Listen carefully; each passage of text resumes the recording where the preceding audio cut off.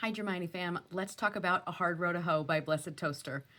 Thank you to everyone who has recommended this to me. I know this is a newer fic, but this is a top tier fic for me.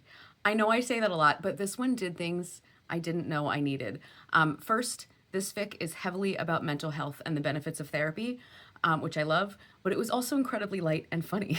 I hesitate to say fluffy because there are definitely dark themes and some heavy events. I mean, it's HEA. But it's a truly a feel good fic. To you guys that have been commenting that your last three reads were Manacled, Secrets and Masks, and Greenlight, first of all, are you okay? I'm sorry. Give your heart and soul a freaking break and heal it with this fic. This fic will heal what those three fics broke, for sure. All right, second standout. There's only minor idiocy in this fic. These two communicate. It is such a goddamn breath of fresh freaking air.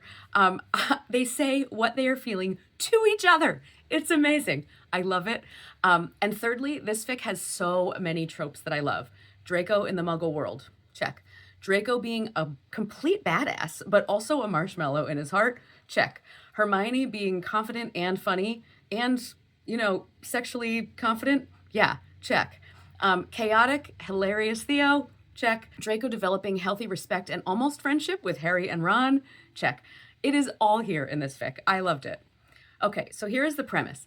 Back in the day, Draco was sentenced to 2 years in Azkaban. However, little does most of the world know that instead of serving that sentence, he was recruited into essentially what's the Wizarding World's CIA, but more like badass and assassiny. At first, he is stunned to find that he's being offered this opportunity and is even more shocked to learn that it is Dumbledore who put him up for it. But then he starts to see it for the chance it is, which is to right his wrongs. So he trains hard, spends years in America training and honing his skills as an assassin of anyone trying to become the next Voldy. But then Lucius died and he had to return to the UK and take his place as Lord Malfoy. And then had to keep up like a public persona of this rich Pratt kind of faffing about with Theo and Pansy and Blaze, while on the side, he whisks off to locations around the globe, eradicating aspiring Dark Lords with his ace squadron. However, one hit then goes wrong and much of his team is taken out and he is broken. He begins to question everything about his life, his choices, and his future, and is mandated to see a mind healer. And his relationship with his mind healer is kind of everything, by the way.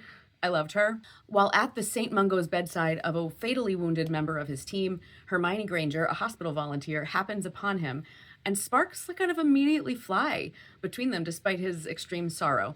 He is then unable to stay away from her magnetic pull and begins to manufacture scenarios to bring them into the same spaces. So his idiot moments in this fic, he does have some, are that he wants to kind of keep her at arm's length because his life is really complicated. Obviously, he has to keep this whole part of his life secret. So that's difficult for him. So I kind of understand his idiot moments. She also has an idiot moment. It comes later. It's a bit of a doozy. But for the most part, their relationship from the moment when they meet back up is filled with rampant physical attraction, adorable sparring, brilliantly refreshing honesty, and just high levels of loveliness. So the mark that his WI7 squadron was after when they were mostly taken out is this really interesting character, Evangeline Garrulus. What an amazingly crafted villain. Definitely will be on my top villains of the year list. I always love an interesting villain. The fact that she got such a well-crafted backstory almost made me sympathetic to her. And also the political implications of Evangeline made me think that this author might be American, because Evangeline's story felt strikingly like a possible backstory for some particular voters. And that's as political as I'm going to get. Anyway, Evangeline's antics and the hunt for her add some really high levels of excitement and suspense in this fic. It was actually a banger of a plot. The author said that she was inspired by Grosse Pointe Blank, and I haven't seen that movie in years. But I remember loving it. I'm gonna have to rewatch it after reading this because yes, please. Also, one last shout out. I'm always impressed when an author creates non-canon characters and gets me to care about them so fully. As I mentioned, Draco's mind healer, she was one of them. She was really well written. Alex Wiggins has my whole heart, my whole entire heart. He was so fully realized. I feel like I know people like him. He was just amazing. And Gemma, good Lord Gemma, to me, she is now canon. I feel like I'll be sad that I don't see Gemma pop up in other fics. She just kind of fit right in there. I want Gemma, Theo, the whole gang all the time. This author is extremely good at creating interesting, developed three-dimensional characters.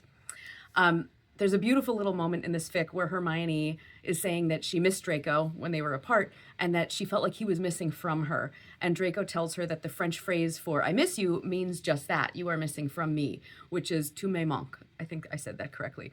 As soon as I finished this fic, I was nostalgic for it. That's how much I loved it. So A Hard Row to Hoe, tu me manques.